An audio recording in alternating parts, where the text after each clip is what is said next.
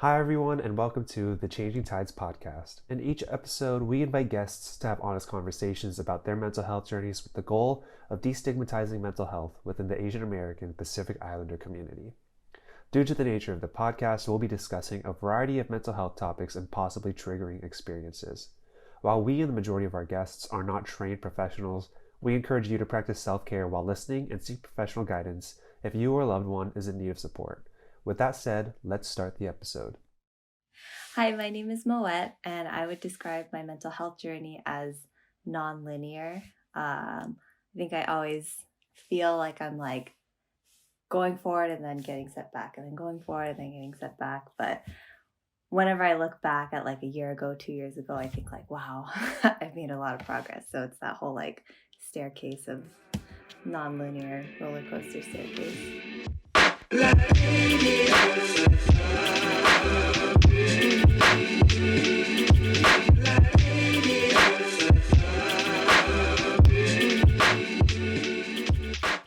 Hello and welcome to the Changing Tides podcast. I'm your host, Matthew Yonemura. Thank you so much for listening and or listening for the first time. Whatever, if you've listened to all the episodes, none of them, or 3 of them, we appreciate your support. We have another great interview today with one of the older crew members who wasn't one of the originals necessarily, but was one of the OGs that helped to create the foundation for what Changing Tides is now. She spoke at Changing Tides 2019 transformation event, the gala from 2019, and we talk about what she spoke about then in 2019. So with that in mind, I want to give a content warning for this interview. We do talk about eating disorders, and we do specifically talk about calories and the impact that played. So if that might be a trigger for you, because she let me know that is a subject that was difficult for her and is difficult for many who experience eating disorders. Be careful as you listen, or be mindful of what you need and your needs as you move on to listen to this episode or choose to skip it. So with all that said, I'm so excited to share the interview with Moet Kurakata. Moet, thank you so much for being on the podcast. We've been needing to get to more of the OG crew, the crew alums, so I'm glad that you were able to take the time. This through line that everyone has had, or not everyone, but a lot of people have had, is this non-linear, this roller coaster, the ups and downs of mental health. So I'd love to, before getting into my questions for you, kind of discuss more of that non-linear journey you've had. I think, yeah, like I was saying earlier, I would, every week I would go to therapy, try out a new set of skills, and then I would try it out and then do really good. And then somehow I would hit a wall and crash back down and then have to build myself up again and then crash back down. So yeah, I think every single time, especially in the beginning, my friends would tell me it's not going to be, it's not going to look like this, like a straight line. I knew that that's a thing and that's pretty common. But I mean, now definitely I look back and I'm it has not been linear at all because of all those setbacks and hitting walls and then going back and I think it'd be feeling I'm doing good and feeling a high, and then just all of a sudden being oh my God, I'm back to square one, going through the whole thing again. But I think what made me keep going is just to pick yourself back up, even though it's hard at times. Yeah.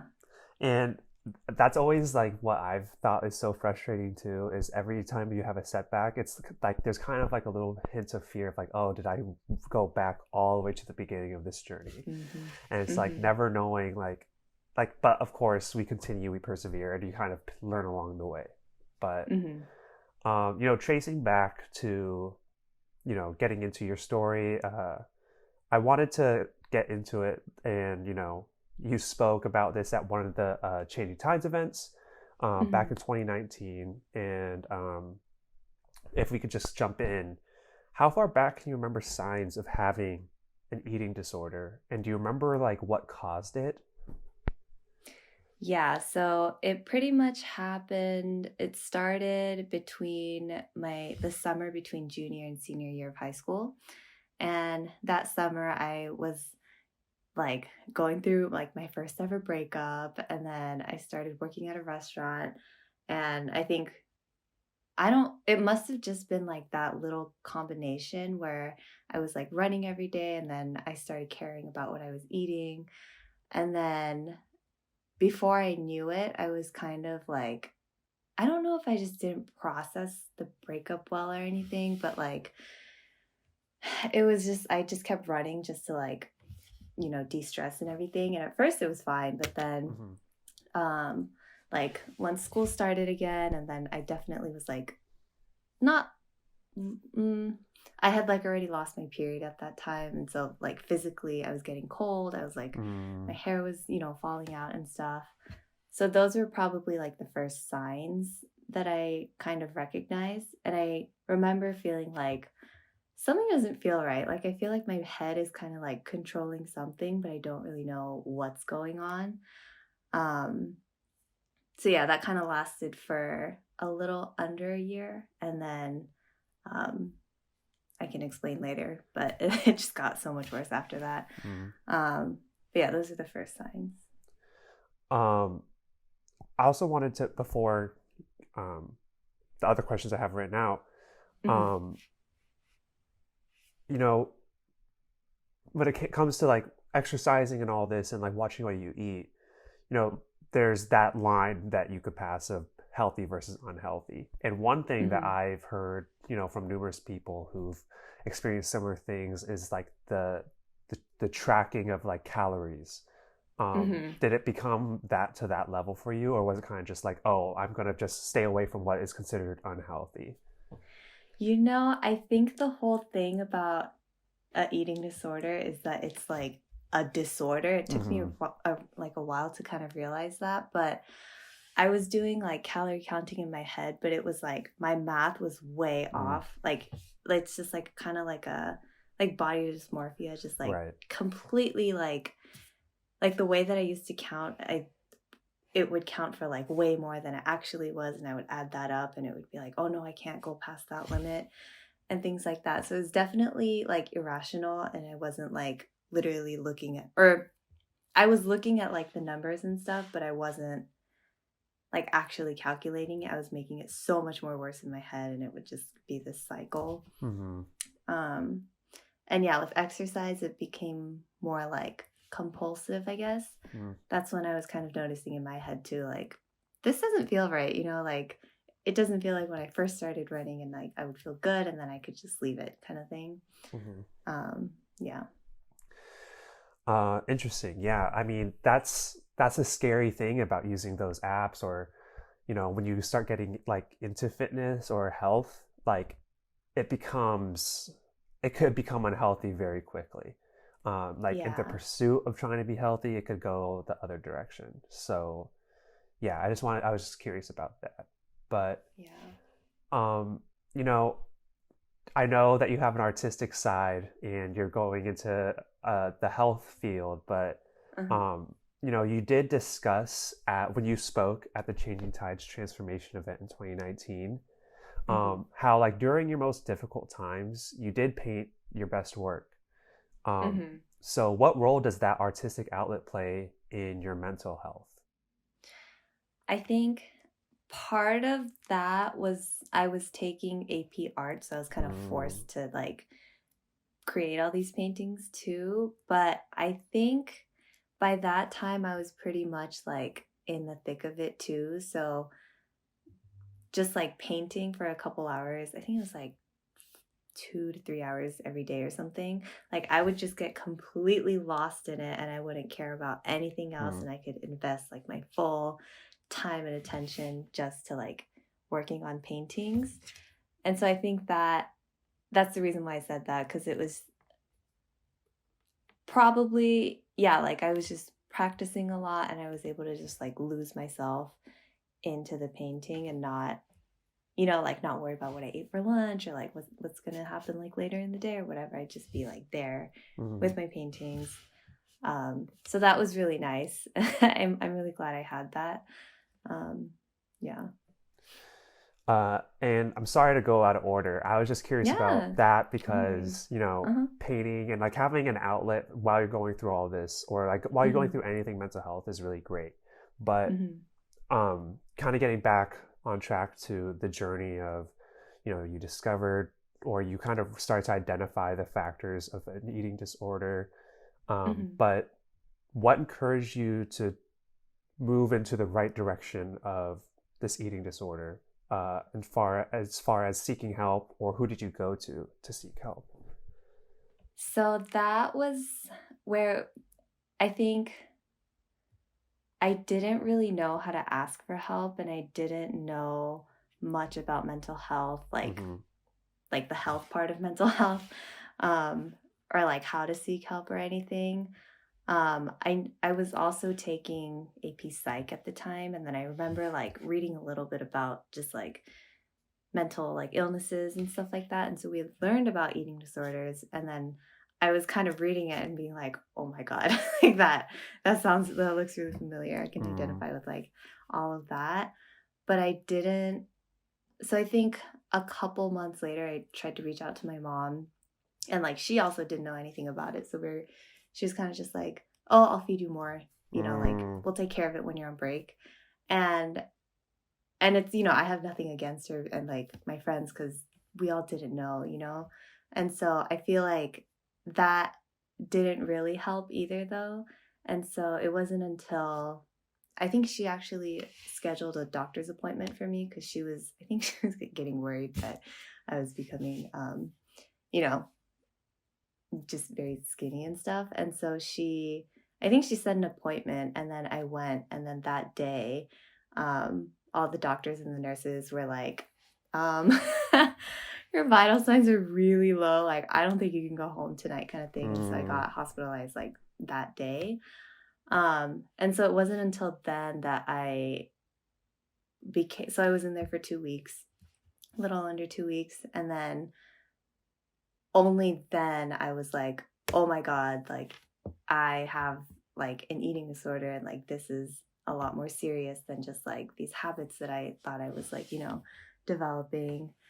And then ever since then, I was like put into therapy through Kaiser, and then just different groups, and like, you know, all the schools that I've been to have had pretty good connections with like mental health help and all that stuff. And so it really wasn't until yeah, got hospitalized that I was like, oh shoot, like I need help kind of thing. Mm. Um, And yeah. you kind of hinted at it, but you know, I think in a weird way, at least for me when I was in high school, like I didn't connect. Mm-hmm. So I didn't see the parallel between AP Psych or Psych and Mm-hmm. mental health until much later on, because I kind of saw it as a study versus Right. like mental health. Yeah. So at what point did you really connect, um, you know, an eating disorder with mental health? Was it during the AP Psych time, or was it kind of down the road? It was definitely down the road. I don't think I connected. I didn't know what mental health was really until my own recovery. Mm. And so like yeah, like I took AP Psych because I was like, oh cool, like, you know, sounds cool. Yeah. And even taking like psych later in like undergrad, it never really seemed like you're saying, it was more of an educational kind of thing. So it never seemed like a mental health kind of like, I don't know, practice of any kind. I think only until I started really like prioritizing my health and like mental health, I realized like it's a whole world of like more like a care kind of Mm. aspect than just like, this is what, you know, multiple personality disorder is, this is what depression is, Interesting. kind of thing. Yeah. So to me, they're two kind of separate things. Hmm. Yeah, I never thought about that. Yeah, you know, because I didn't really think about it until we're talking about it now either, because I Yeah. wasn't in AP Psych, but I had a bunch of friends who were. And I really didn't really, because I don't know what they talked about necessarily. Like it's the study of the mind and whatnot, but Uh-huh. So if I could ask you, did they Yeah. talk about like depression or multiple personality disorder or anything like that in terms of like a study or a science of it, or were those not even the topics that were discussed? Honestly, it's been a couple years, so I can't remember too Mm. much, but I think it was more kind of, I think maybe too, because I was in like very general, like, general psych, or like, actually, no, I took a couple like developmental ones, but it was more kind of like this was this person's theory on, Mm. you know, like anything from like Freudian to like Erickson's and like Mm. the hierarchy of needs and stuff like that. So it was more like theoretical kind of. I always thought like psychology classes are really cool because it seems obvious like what they tell you, but you need somebody to actually like put it onto paper, Yeah. which makes it real. I think it's hard because it's like, the mind, like you can't see the mind. Um, and then but I also think like as we're speaking, I was thinking like anyone who's probably in the mental health field probably has to be interested in like the psychology of it too, because Yeah. it's like, just like the baseline of everything else. Mm-hmm. Um, yeah. I don't know if Gotcha. that answers your questions, but No, definitely. No, I think it's interesting because I know, like, I don't know how the class is structured, but when you said, like, oh, like some of this stuff sounds kind of familiar to like mm-hmm. what you were going through, I Mm-hmm. was interested to see, like, oh, did it connect fully to mental health or not? But you answered my question. Okay. Um, so moving down the line, you went through this recovery, and I'm sure it's still an ongoing thing. But at what point in this journey did changing tides come? Changing tides. Yeah. So this came, it was my, what, fourth year at UCLA, so undergrad. And then Ty was my roommate at the time. And then he started helping out with the first May event back in, what, 2018? Yes. Right? Yeah. So then, yeah, so I knew about that. So I went to that event. And then after like he spoke and all the other spokers spoke, I was like bawling my eyes out in the back. And I was like, oh my God, this is so cool. Like this, like my friends like Uh-huh. put this on, like what? And so I think I went to like a follow-up meeting with him, and then I ended up just, asking if I can get involved and Hmm. stuff. And so I think in my like putting it to my journey, I wasn't at a point yet where I was like, oh, like I'm ready to share my story or like any of that, but I just thought like this is really cool. Like I'm working on my thing or like my own struggles, and like here's a group of like my friends basically who are doing this with the community, and I was like, wow, how cool. Mm-hmm. And so I just wanted to, like see what I can contribute and go from there. So it was, yeah. And being able to just like meet a bunch of people like in the community and like in the like mental health field, I guess, has been so cool. And I think it's definitely helped my own recovery too. Mm. Great. Yeah. Yeah. I again, like that aspect of changing tides, of like starting conversations, it really is kind of like the baseline of like recovery, and I think is like kind of a big part of recovery and mental health, is knowing you're not alone in it. Mm-hmm. Mm-hmm. Um, so I'm also curious. So your journey of your eating disorder kind of started around junior senior year of high school, and Mm-hmm. then you got involved with changing tides your senior year of college, right? Mm-hmm. Mm-hmm. So within those like 4 or 5 years, what was your openness about talking about your journey at that point? Probably not that much, or like I definitely, yeah, was not ready to kind of, I think, well, my close friends knew. I think, yeah, even going back, like when I was in the thick of it, or like when I was first starting my recovery back in 2013, Uh-huh. Like my close friends knew about it, but that was kind of it. But I think at the time I like started getting involved with Changing Tides, like I was probably more open to like talk about it more, but I wouldn't like go out of my way to, tell people. And I think even now, like, and then when I spoke at the 2019 event, it was like, well, at this point, like I feel ready. And if, it's like nerve wracking, but if I can help even like one person in the audience, then like that's all that matters kind of thing. Mm-hmm. And so, yeah, I definitely wasn't there when I first started, but I think after a year and like just, getting comfortable with having those conversations and stuff and seeing how much like the speakers at the first event influenced me, I think that was one of the main like reasons why I was like, oh, like if I can do that to other people, like that would be really cool. Right. We're taking a quick break to introduce Anchor, the sponsor of this podcast. Anchor is free, first and foremost, which is amazing. Who doesn't love free? And you can record everything directly into Anchor. It's so easy to use Anchor. That's how you are listening to this podcast, whether it's Spotify, Apple, the Anchor website. You're listening to it because I uploaded this podcast episode to Anchor. If you want to start your own podcast, I highly recommend Anchor. It's made this whole process so easy. So download the free Anchor app or go to anchor.fm to get started. So with that, what got you to speak? Like, were you asked to speak? Did you volunteer? And then like the process of speaking at the event, I want to hear how you felt like to be up there in front of everyone. I don't remember if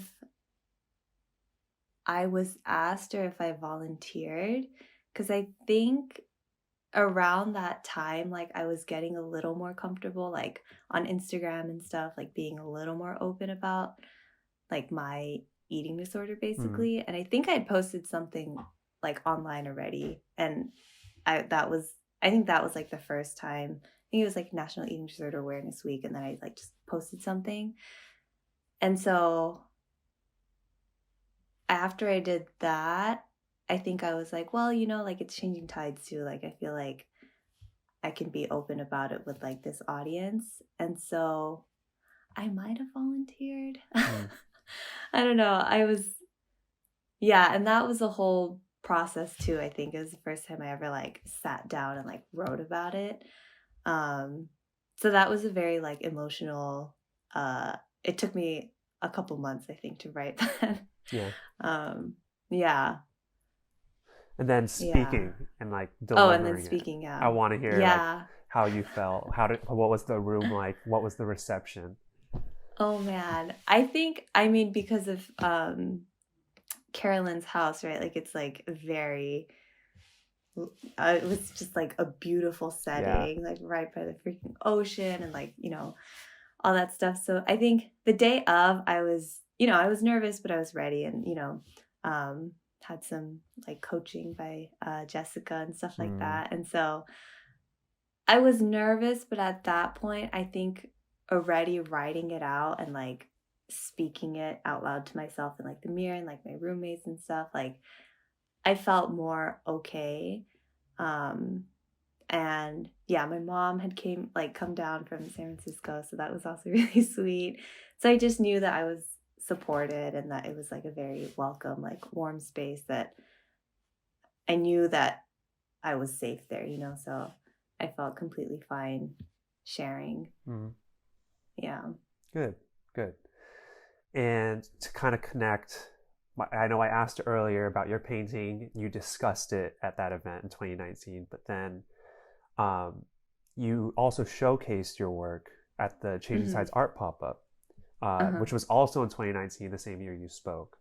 So, to not only share your words at this event, but to share like painting, which could be very personal to a person, especially if, you're not exploring it as a career path. But you shared it publicly. So can you talk about the art pop-up and how it felt to like share your work with powerful meaning behind the work as well? Yeah, I just want to say that was probably one of my favorite Changing Tides like Yeah. events or like programs that I was, got to be a part of. It was so fun. Everyone keeps saying that, and it bums me out because Oh I was in Chicago for college man. at the time, Right. so I couldn't go Right, to right, it. right. So Oh everyone keeps man. saying how much they loved it. If you could time travel, I think I know. you'd have a good time there too. But yeah, that I think same kind of theme, I guess. Like I knew that, well, first of all, I think it was fun for me to like create the drawing that I did. Um, yeah, it was kind of like two sides, and like one was like a skull with flowers, and one was Mm. like a skull with like hands tied around it. And it Mm. was kind of, yeah, I just wanted to represent like, again, like how nonlinear recovery is. Like sometimes it could feel so good, and then other times it feels like you're just trapped kind of Yeah. thing. And so, yeah, I also thought like, well, if people ask, I'll tell. And like, if I can help, just one person even, um, I feel like art was another way for me to like express that. Um, and now like, yeah, I feel like that pop-up also helped me get motivated to like speak later in that year too. So yeah, I feel like being open and like talking about, or like, yeah, just being open in general about your experiences helps you get comfortable, or at least help me get comfortable with like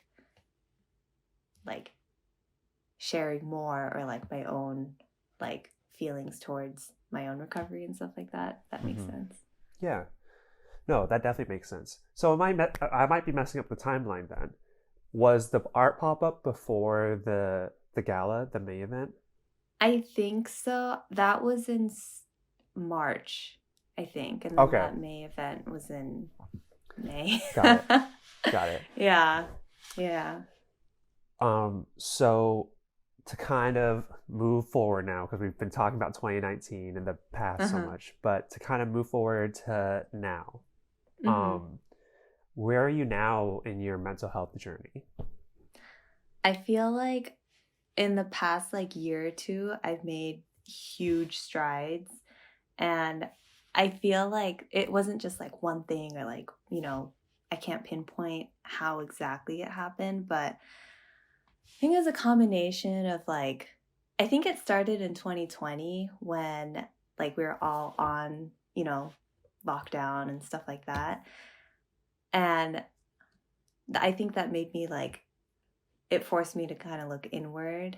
And then I changed therapists that year too. And then I was applying to nursing school. So I was also like writing about my journey again, but more for like applications and stuff. Right.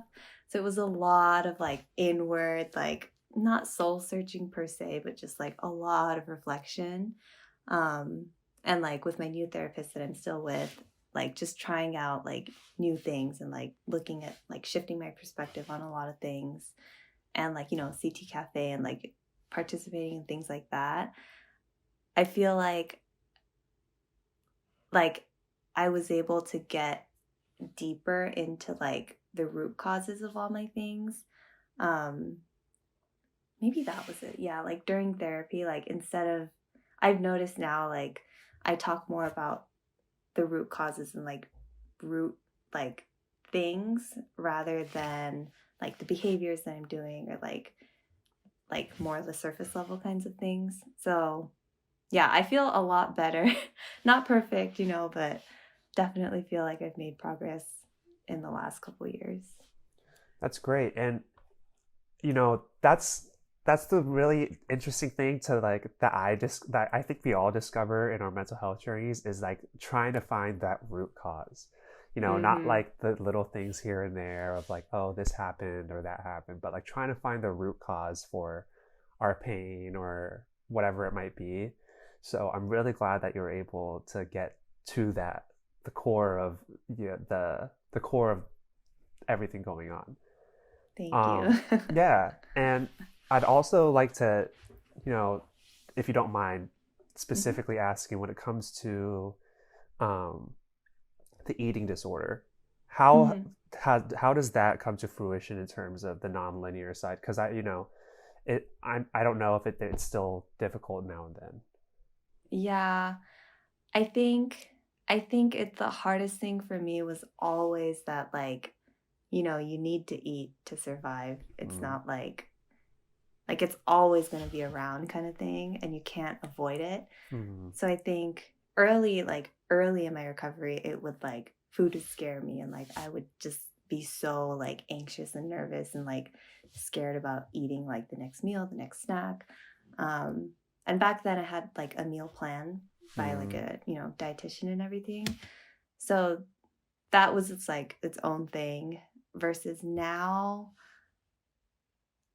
or I've noticed more in like the recent years, it's been more, it comes up more like around the holidays, or like if I'm in like finals or like a very stressful kind of time. But I think, yeah, recently, because it's been like not so much like every day, but just kind of like months or weeks at a time, it would feel like it kind of drags on. Like I would get good, and then when I fall back, I feel like, oh my God, I'm back to like when I first started. And then I would get like anxious about that. But then I'd be like, no, hold on. Like I got this. So I'd keep going, but then hit a wall. I actually haven't like, you know, hit a wall in a while now. So I feel that's how I know I'm doing a lot better. Good. So yeah, I think right now I feel like I'm good, you know, who knows, but I know that I'm building more skills now. So yeah, we'll see where this goes. And you know, I know it could be hard to talk about, so I'm sorry to dive in, but you know, it's interesting to hear because I interviewed Will Cho, who was on the other side of, you know, binge eating, but on your end, it's the side of, you know, not wanting to eat. So, you know, the side of finals or the holidays, like, could you describe like the thoughts that could cross your mind during those times of, and like why it could cause like you to be triggered in terms of your eating disorder? I think so. The funny thing is that I actually developed like binging and purging later on, probably during college, like undergrad. And so, and I think that's pretty common. I mean, don't take my word, but I've heard that it's common, to develop different, you know, kinds of behaviors throughout like your eating disorder duration kind of thing.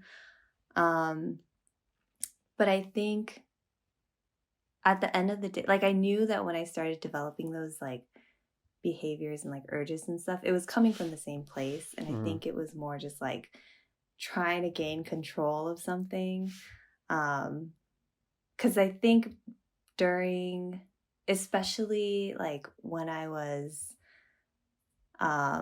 not sure where I was going to live next, or like not sure who I was going to live with and stuff like that, when there are a lot of things that I was unsure about, just like in the near future, I think that's when I noticed that it would like ramp up in my head. And then I think, yeah, it was always probably looking back more just about control again. That's probably why I started like saying like, this is good, this is bad, like don't eat this, eat that, and like, you know, run this much and don't do this or that. Right. Very black and white thinking that, yeah, I mean, it still comes up here and there. And I think that because I was anorexic, like I still have those like restricting thoughts.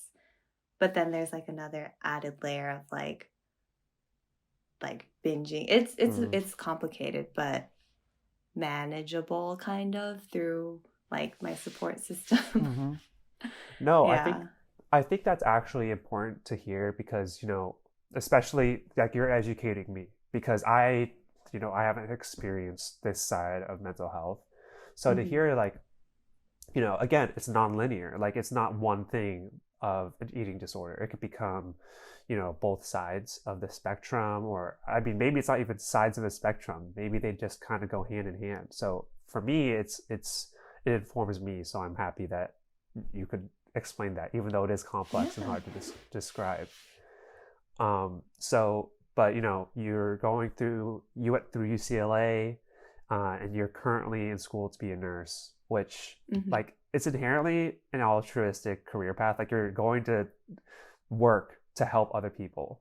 But like, Hi, everyone. In this next section, Premiere, for whatever reason, it cuts out and destroys my file. And I've tried for hours, but basically, I had to cut it out. But I asked Moet what part of her mental health journey has informed her approach to nursing and if it inspires her at all in this career path. So that's a little context to this next part coming up. Sorry for the confusing editing that is this episode. The reason why I want to become a nurse is because of like my experience being hospitalized and stuff. And just like even in those 2 weeks and then everything following, it's just like the whole like mental health and physical health and emotional health are such like they need to be balanced kind of thing, and they all work together, to make someone like healthy. And so it definitely informed my decision. I think like even in the hospital, like the people, like the nurses who took care of me were the ones to tell me like, hey, like, this thing, it's because like, certain chemicals in your brain change when you like eat or don't eat enough or whatever. And like, there's a lot of changes going on right now. And like, it's not your fault, kind of like it's like you can what's the word? Not personify, I guess personify like the eating disorder, so you can like separate it from your own thoughts and it's like something else, it's not you kind of thing. So I think that kind of patient education on their end helped me in the long run. And of course they're like very compassionate and like very empathetic and stuff like that. So I think because of I know, or like I've experienced that help before and like that kind of compassion, that definitely drives me to want to be able to do that for other people. And I think like through my recovery, like regaining my weight, like as horrible as that was at the time, like I noticed like, yeah, like I'm gaining weight, but I'm also like, able to talk with my parents more, like, like go out with friends. So I gained a lot more than just like, like numbers and nutrients and stuff. So I understand like it all has to balance and like, like be at a happy level Right. for someone to be like actually healthy. So yeah. And I'm curious about how, like, as you went through school, was there a big emphasis or was there any emphasis on mental health through the program? Yeah, I think our program, so I'm at UCI's program right now, and they really stress like personal like self-care and like taking time to like just take care of yourself or like do whatever you need to do to just like take care of yourself. Even like the first professor that we had last summer, she like stressed it like no other, because she talks about how she was like, I think she was like an ICU nurse and things like that. So like they all know how stressful it is, so they try to make sure that we're like okay in that sense. So yeah, hopefully I can continue to do that down the line. And with that in mind, because you've gone through so many years, you have to go through so many years of school to become a nurse or to go into the medical field. So as you go through school, as you prepare to enter this field, how do you like to this day like check in with yourself and take care of yourself as much as you do others and you will others, especially as you venture into your career? I think, yeah, ironically, like running again has been like my kind of just like, I notice that if I don't run now, like I get anxious or like my mood is just like very off if I don't run. But I know that now it's not like a compulsive, it doesn't feel like it's like compulsive. It's more like, okay, today like I'll go on a short run, but I just want to go outside, or like I'll go take a walk or something. So that has definitely helped. And I know like just being more open about it and like leaning on like the people around me has been very helpful. And like even right now through my therapy, continuing therapy hopefully, like we're kind of like, we identified that maybe I have a problem with like articulating how I feel all the time. So like working on things like that are more, like not specifically towards eating disorder recovery, but like will help me in like those root kind of things that will help me in the long run. So yeah, for now, I plan to just keep doing that and see how it goes.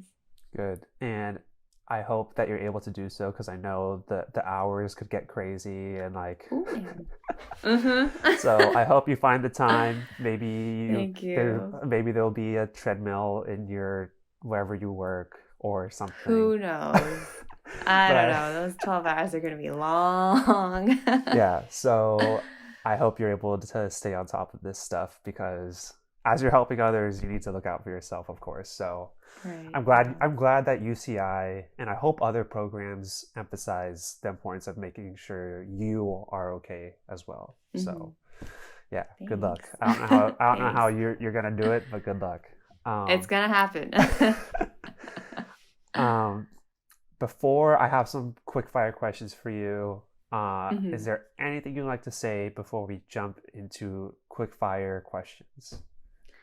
I think the only thing is just a huge thank you to Changing Tides, and like a huge shout out, just because like it definitely has helped me in my journey, and I'm glad that I was able to be a part of it, to like for others to start their mental health journeys, or even just like start to talk about their mental health. So yeah, I'm like just extremely grateful to have been, and still be part of it. And yeah, I'm excited for, Changing Tides' future. Thank you. I mean, I tell this to all the originals, all the original crew members, or all the crew members that came before me, but like I try to like advocate for mental health as an individual before I was part of the crew, but like Mm-hmm. you guys set such a great stage for what we're able to do now as a group. And like it's nice to hear from like you or Max or anyone else who had to take a step away, and like when you guys give us words of encouragement. So thank you for being one of the elders of the no. No, you're not quite. You're not an elder. Don't worry. But you're one of the OGs. No longer a youth. No, I mean, there's like 2 youth now. There's like Yua and Katie. I mean, I guess I might be considered youth, but yeah. Yeah. Sorry, did I cut you off? Were you gonna say something? No. Okay, You're good. Cool. So, quick fire questions. Just gonna kick it off with the Bay or LA. I think this is what I always tell people. Okay. Like San Francisco and the Bay Area will always have my heart, and I will always love it. It'll always be my number one. But, and my family and my closest friends are up here, so it's it's like that. It has my heart. But I like the life that I built in LA more than like my life when I left the Bay Area. So both. That's a good answer. No, I think that's very valid. Okay, cool. When it comes to like sports teams, I don't know if you're a big sports fan, but who do you root for, the LA teams or the Bay teams? I am not a sports person Okay. at all, but I am a Giants baby, and so I know that I'm upsetting a lot of people by saying that, but I can't undo that. No worries. No. It's okay. It's okay. What is a skill you don't have but wish you did have?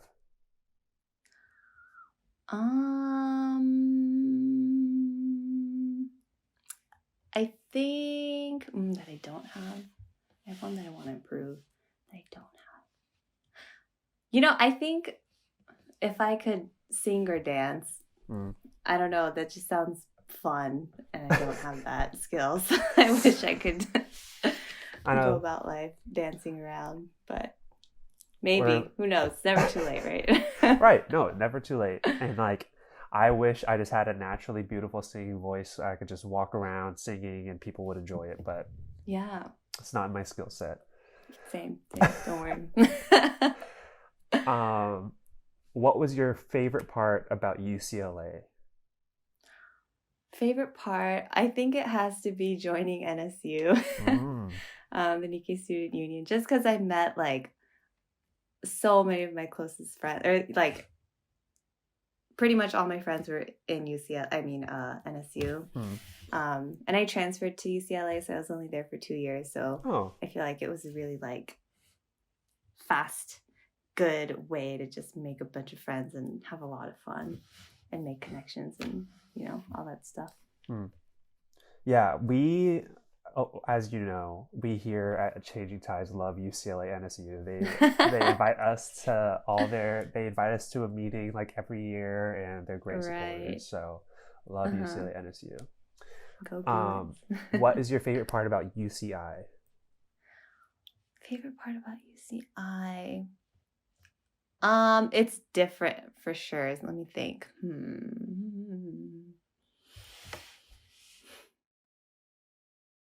Hey, it could even be like your personal experiences as you've been there, if that's like the route you want to take. Yeah, I think just the opportunity to like start my nursing journey there. Like we've been online this whole quarter, and like where the nursing building is kind of away from the rest of UCI, so it's hard to. I feel like I don't know enough about UCI yet. I'm sorry that COVID has like changed all of that. Okay. If you were a superhero, what would your power be? I always wanted to be invincible because, invisible. It's the one way that you can't see me.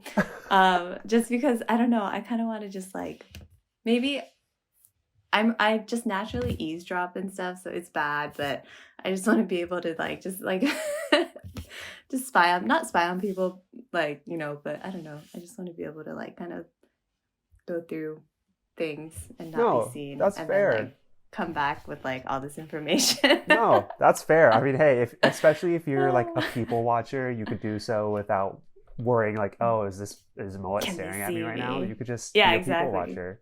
Exactly. Yeah. Totally fair. Then to round it out, what would the title of your autobiography be? I think something like blooming, or like something to do with flowers. I've always kind of like associated in my head just like flowers with my recovery.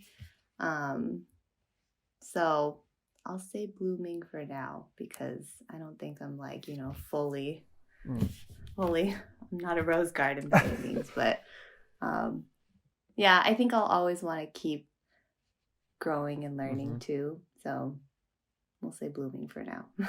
I think blooming could work no matter what, because hopefully we're all always developing and we're all always seeking to improve. So right. Yeah. Also, okay, side note, and it leads to a question. When I first went to one of the first Changing Tides events, it was 2018. It was the paint night, and that's when I met almost all of you. The only one I knew going into it was Cortland. And I had never met an Asian person named Moet. So I don't mean this to be rude at all. I would love to know if you know the inspiration behind your name. So yeah, my grandma named me, but only because my dad's mom. So I guess in like when she was a child, like 5th grade or something, wrote a poem with my character in it. So like, you know, in Japanese there's no T, so it's moe. But I guess she used that in like one of her assignments, and her teacher was like very fond of it. So she was like, okay, when I have a daughter, like I'm gonna use that in her name. She ended up having 3 sons, and then my uncle had 2 boys, and then my dad had my 2 older brothers. So I was the first girl in like her lineage kind of thing. And so I think she told my parents like, hey, you need to use this character in her name, whatever it is. So yeah, that is how I got my name. It's like prophetic. It's like you were the chosen one. That's I guess so. No, again, no disrespect. That's actually a beautiful story, and no disrespect at all. I was totally just out of curiosity. It is. If you ever meet another one, please let me know, because I would also like to meet another Moet. Will do. But Yeah. until then, or until we talk again, I won't only talk to you when I find another Asian person named Moet. But until then, thank you so much for being on the podcast and for helping to create Changing Tides. And thank you for your time today. Yeah, thank you for having me, and thank you for your time too. Of course. I'll see you next time. Thank you again to Moet for joining us and sharing about her mental health journey and her experiences with eating disorders and this non-linear journey that she has been on. If you enjoyed this episode, you can subscribe to our show for our episodes that release on every other Tuesday, and give us a rating or review on your favorite podcast platform. If you would like to support our podcast and help us grow, you can do so with a donation to the link at the bottom of the episode description. To hear more about Changing Tides, follow us on Instagram at LTSC_Changing Tides, or check out our website, thechangingtides.org. Let's continue to change the tides on mental health.